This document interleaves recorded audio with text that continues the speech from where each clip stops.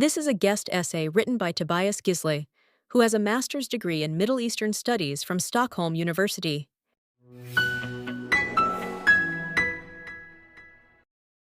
Israel's using food as a weapon. That's the message in the New York Times and hundreds of articles in all kinds of publications. And there's truth to it. It's not easy to live in Gaza right now. War has destroyed much of the infrastructure. And as I write this, Israel is controlling food distribution via the Gaza Humanitarian Foundation. Families are hungry, some eat only once a day. Interview after interview with Palestinians in Gaza tells us life is hard. This looks bad. Israel should fix this. Hungry children are painful to see. Even The Economist, much more wary of pro-Palestinian talking points than the New York Times and The Guardian, said that food should not be used as a weapon. Lack of food is also gold for anti-Israel propagandists. Hamas may have coined the perfect propaganda phrase. They are calling it the hunger war. Who wants to be on the side that wages a hunger war? Because of these harsh conditions, talking about food and war in Gaza feels uncomfortable, like the word genocide. As soon as you raise the issue, it sounds like you're saying starvation or the deaths of children are acceptable. So again, no, it's not okay. This is war, and it's awful. Still, we must discuss war, food, and aid, not least because Hamas's hunger war antics are repeated by its propaganda arm, the supposedly respectable Qatari state TV, Al Jazeera. It's difficult for the average media consumer to understand what's really going on. We constantly hear alerts about Gaza's humanitarian crisis, but mass famine is not occurring. Quite a lot of people are malnourished, but it's hard to find verified cases of people dying from hunger.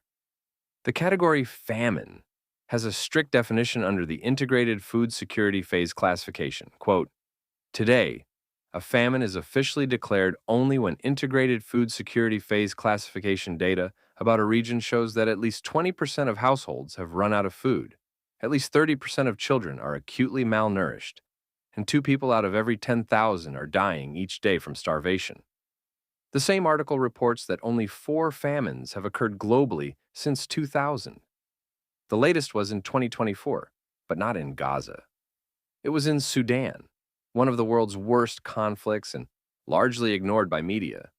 We see no hundreds of articles warning Sudan's army or the government's paramilitary rapid support forces not to use food as a weapon. Gaza creates a constant crying wolf situation. Anti-Israel voices assume thousands are dying. Pro-Israel voices assume nobody is dying and all Palestinians in Gaza are lying.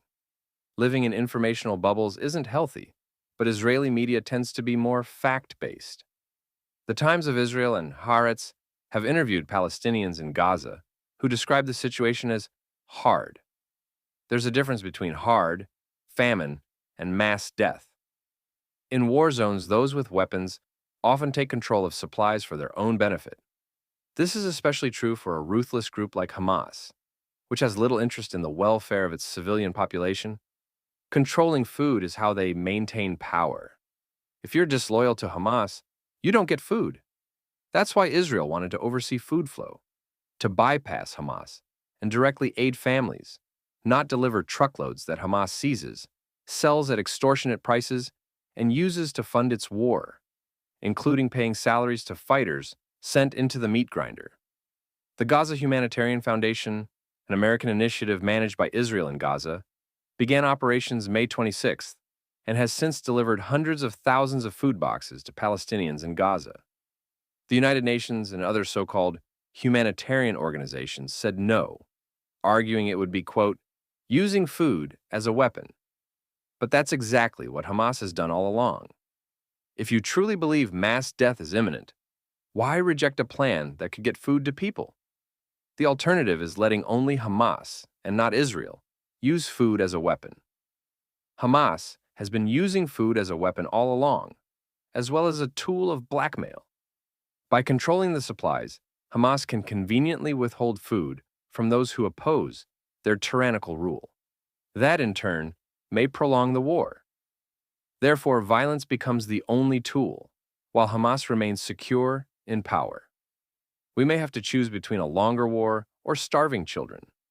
War is often a choice between a rock and a hard place. None of this changes the fact that this war is brutal. People lack food, and we see disturbing images of malnourished children. No one wants to see this. In the media war especially, this is disastrous for Israel, and Israel will likely be forced to back down. Reading the news, one might think Israel is the first country to ever use food as a weapon. But this is so obviously not the case. It's the opposite. Why do armies do this? Because it works. Thousands of years of warfare show that it works. If you want the enemy to surrender a holding, you cut off their supplies. Ask any historical military leader, from Charles XII to Saladin to Napoleon, whether they'd block enemy resources if they could. They would be puzzled by the question and probably send you to a sticky end for being on the enemy side just for asking the question. Indeed, long before Alexander the Great besieged Tyre, to long after the Red Army surrounded Nazi Germany's armed forces in Stalingrad, food was used as a weapon of war. Battle was, surprisingly perhaps, not paused to bring in supplies to the enemy. That would have been absurd. All sides would agree. The point was to force surrender, through starvation if necessary. Then, once the enemy surrendered, you brought in the food, if you wanted to. True, the world used to be more brutal. But this still happens today, with terrifyingly little fanfare. After Russia reduced Mariupol to ashes in early 2022, killing perhaps 60,000 in a month, and never issuing warnings before bombings, it surrounded the Azov regiment in the Azovstal plant. Was anyone accusing Russia of denying food to surrounded soldiers? Not really. This was not a war crime on the scale of bombing a theater full of children. On the other side, in the same war in autumn 2022, many hoped Ukraine would isolate Crimea and destroy the Kerch Bridge that connects Crimea to Russia. I don't recall a single commentator worried about Russian children potentially going hungry. It was discussed coldly. 1 million people might be trapped on the peninsula without food. That might force a Russian surrender. The general mood was, great. The idea of never using food as a weapon becomes all the more absurd if we imagine Israel's enemies following this doctrine. If Hamas, Hezbollah, the Houthis, or Iran's regime had a chance to starve Jews, they would. Not just to win a war, but because killing Jews is their goal. It's part of their ideology. So, yes, using starvation as a weapon is brutal. It always has been. The citizens of Tyre just didn't have TikTok or Al Jazeera. There's one thing makes Gaza different, though. Civilians can't leave. In most wars, civilians flee. But here they can't. Not because Israel won't let them, but because Egypt refuses to open the border. Egypt fears Hamas would destabilize Egyptian President Abdel Fattah el-Sisi's regime and only lets in Palestinians from Gaza who can bribe their way through with at least $10,000. That's why Israel must relocate civilians within Gaza, creating complex systems of safe zones. If you want to argue that Israel has a special duty to feed civilians, this is the strongest point. Palestinians in Gaza often have no option but to stay.